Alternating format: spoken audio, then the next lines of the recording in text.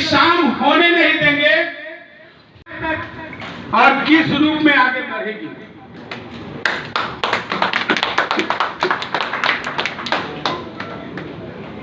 देखो अभी टेलीफोन भेजिए और उनका स्वागत किया जाए।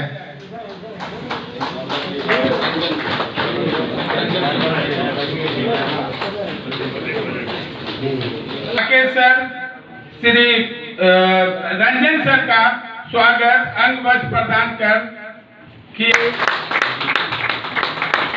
अब श्री लक्ष्मी अंग वस्त्र प्रदान कर किया। राजीव नयन सर से आग्रह है कि वो सुधाकर सर को भी अंग वस्त्र प्रदान कर उनका स्वागत किया।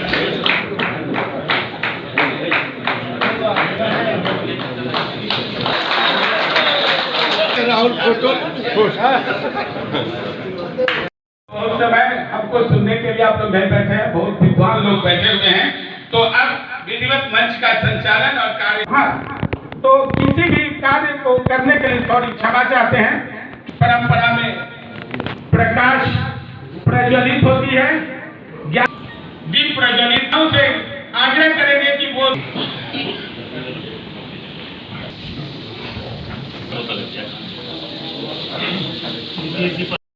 ये कॉन्फ्रेंस बेसिकली हमारा जो पटना मंडल है state bank of officer association का, जिसमें करीबन 6000 ऑफिसर हैं, उनको जो नेतृत्व दे रहे हैं करीबन 100 ऑफिस बियरर्स हमारे एसोसिएशन के, उनका एक लीडरशिप डेवलपमेंट प्रोग्राम है। हालांकि वो लीडर चुन के आते हैं, लेकिन कोई भी आदमी लीडर चुन के आने के बाद एक प्रक्रिया रहना चाहिए कि जिसमें कंटिन्यूसली उनका अपडेट होते रहे नॉलेज का, ताकि वो अपना मेंबर्स का ठीक तरह से सर्व करें और अपना बैंक का भी ध्यान रखें कि बैंक को आने वाला क्या क्या चैलेंजेस है बैंक के ऊपर, और बैंक कैसे प्रगति करे, और कस्टमर्स का क्या इश्यूज़ है उसके ऊपर भी लीडर्स उसके ऊपर भी सेंसिटिव हो, और अपने मेंबर्स का भी इशू को दोनों का एक सामंजस्य रखते हुए बैंक को आगे लेके जाए।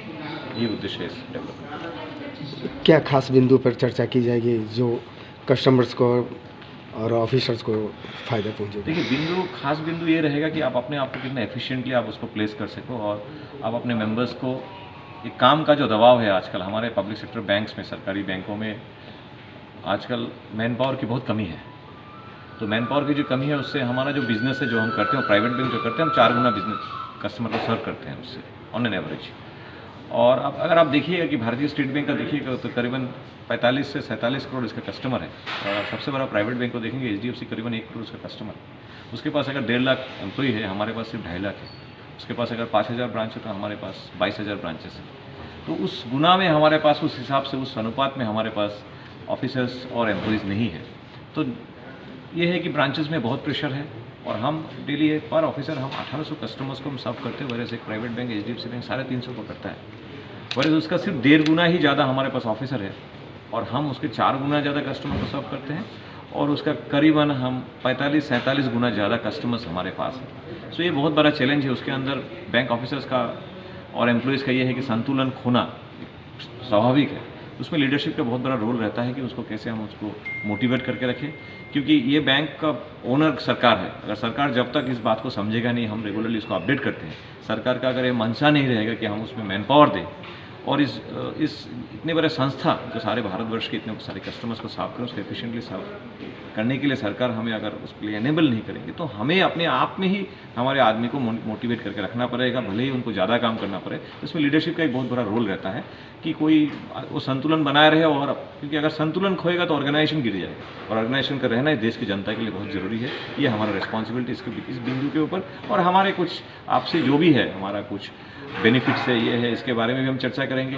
पेन पॉइंट्स क्या क्या प्रॉब्लम है, आज गया कि इस धरती पे हम आए तो यहाँ के कस्टमर्स की क्या प्रॉब्लम है, इसको हम लेके जाएंगे। मेरा भी ज्ञान बढ़ेगा इससे, ताकि हम ऊपर लेवल पे हम उसको ले जा सकें। एक और कई इशूज़ है, जिसमें सर्वर डाउन रहता है तो कस्टमर्स को दिक्कत होती है, तो इस इशू पर भी कुछ विशेष? हाँ, देखिए, अगर आप मैं अपना पर्सनल एक्सपीरियंस में बोलूँ, ये सरकार बोल रही है कि डिजिटाइजेशन की बात कर रही है। सरकार एक तरफ से BSNL को अगर आप देखोगे तो BSNL को एक सिस्टमेटिक तरीके से उसको ख़त्म कर दिया गया है। आप दिल्ली और मुंबई 2 शहर में जाओगे, आप खुद भी जाओगे, मैं अपना एक BSNL सिम रखता हूँ कि पब्लिक सेक्टर जिंदा रहे। हालांकि मुझे नेटवर्क का बहुत इश्यूज़ होता है। दिल्ली मुंबई में आपको नेटवर्क ही नहीं मिलेगा विदाउट एनी अकाउंट, सरकार भी चुप। ठीक है, आप ऑल्टरनेट प्राइवेट सेक्टर को आप अगर रखे हो, मैं आपको एक प्राइम लोकेशन चर्च गेट का बात बोल रहा हूँ मुंबई में, जहाँ पे जियो का टावर मिलना मुश्किल है। कभी एयरटेल मिलता है, इनका टावर इरिटिक है। हम प्राइवेट सेक्टर का बात करते हैं, प्राइवेट सेक्टर का सारा टेलीकॉम प्राइवेट सेक्टर में चला गया। हाल BSNL का कोई एग्जिस्टेंस ही नहीं रहा। क्या प्राइवेट सेक्टर, टेलीकॉम सेक्टर और इंफ्रास्ट्रक्चर, इंटरनेट का जो इंफ्रास्ट्रक्चर है वो सही है? आप लोग भी देखते होंगे कि नॉर्मल मोबाइल में भी आप कुछ ऐप में ट्रांजैक्शन करते हो तो आपको उसमें प्रॉब्लम होता है। और वहाँ पे जब स्टेट बैंक ऑफ इंडिया, जिसमें इतना बड़ा कस्टमर डाटाबेस है और उसका जो इतना डाइवर्स है उसका ज्योग्राफी से लेके सारा, तो वहाँ पे वो टेक्नोलॉजिकल प्लेटफॉर्म कहीं कहीं उसमें ग्लिचेस रहता है। वो देश के साथ उसको जुड़ के देखना पड़ेगा, ना कि बैंक के साथ देख के जुड़ना पड़ेगा। आप रेलवे में भी जाओगे, उसमें भी सर्वर देखोगे, सर्वर डाउन का जो समस्या है वो इंफ्रास्ट्रक्चर के ऊपर है। देश का इंफ्रास्ट्रक्चर जब तक उस लेवल पे मजबूत नहीं होगा, बैंकों में और सारे जो क्षेत्र है उसमें इसका प्रभाव तो रहेगा।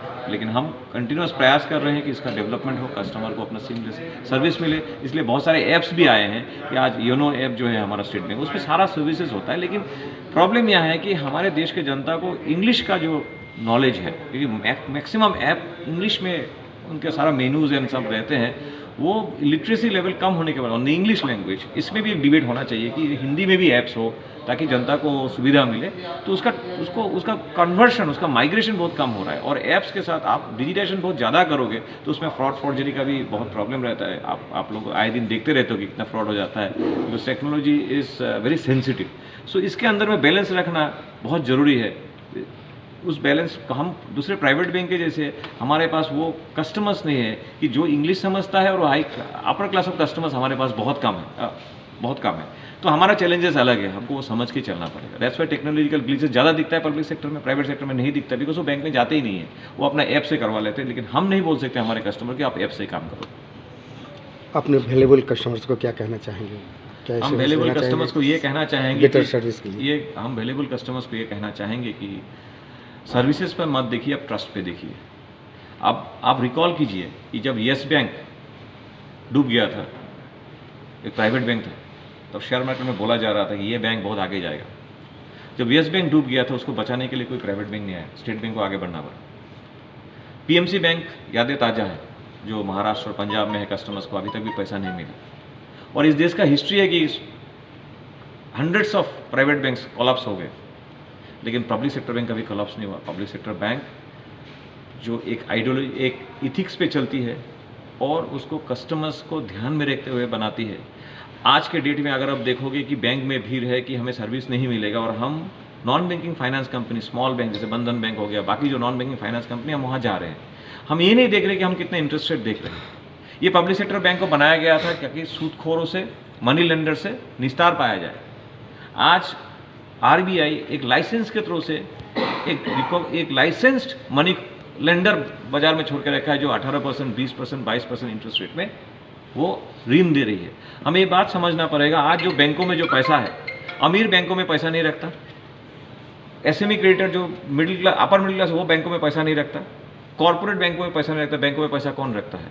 90% देश का जनता जो गरीब है, लोअर मिडिल क्लास है। और जब वो लोन लेने जाता है तो उसको बोला जाता है कि हम तुम्हारे लिए मेरे पास समय नहीं है, बिकॉज मैन पावर, इसका हाई इंटरेस्ट, तुम सिक्योर्ड नहीं हो, तुम्हारे पास ये डॉक्यूमेंट नहीं। ये प्रॉब्लम है, उसके लिए इतना RBI का इतना स्ट्रिंजेंट गाइडलाइन है। तो वो क्या करता है, वो एक स्मॉल बैंक फाइनेंस, NBFCs उधर जाता है, वो हाई इंटरेस्ट रेट दे रहा है।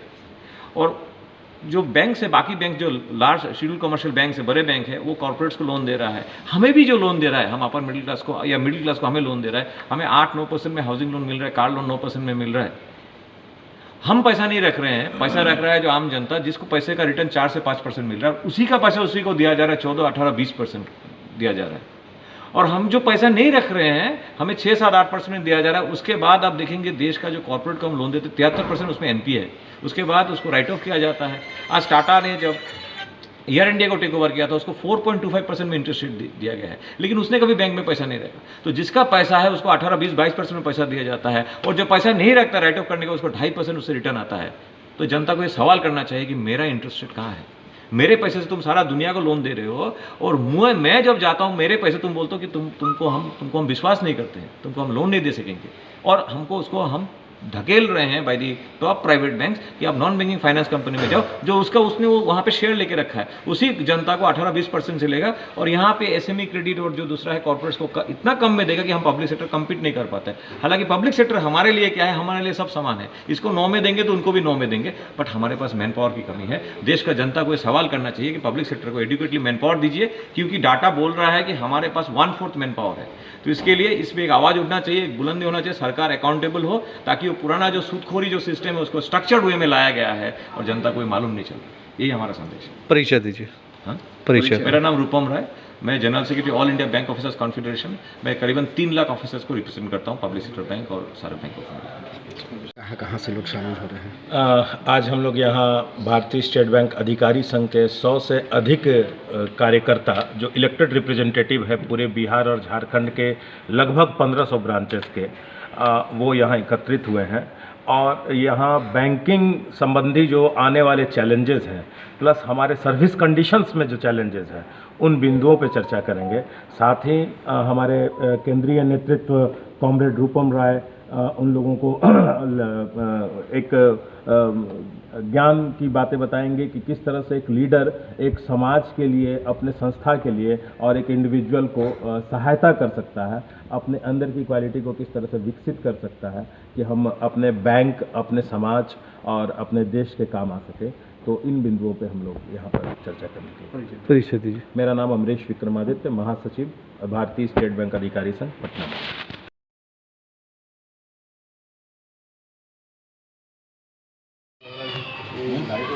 खड़ा करके ना लगा के